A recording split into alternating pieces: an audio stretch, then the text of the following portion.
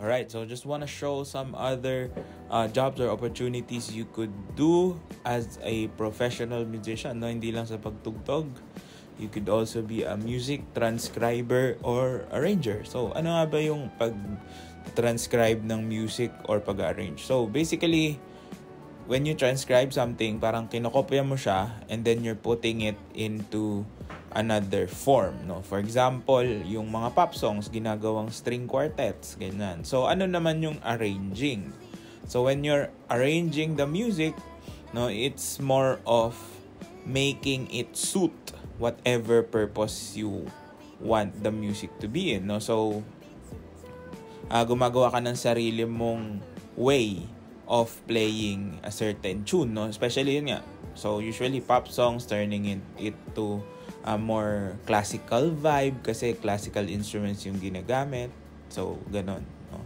So, ano nga ba yung mga skills na kailangan mo? So, you have to have knowledge in at least advanced music theory, good notation software, ear training, no? Kailangan din maganda yung iyong ears, and also you have the capability of understanding how certain instruments work. Kasi yung iba, lagay lang ng lagay ng nota, kahit na hindi naman siya pasok doon sa techniques or skills na kailangan in playing the instrument.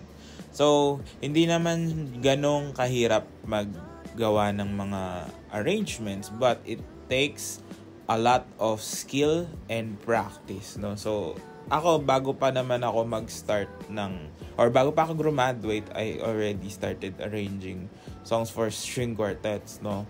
So, until, syempre, pumasok na nga sa music school, we had subjects, no, to learn these things, but you really have to have good ear training, no, para magawa mo siya.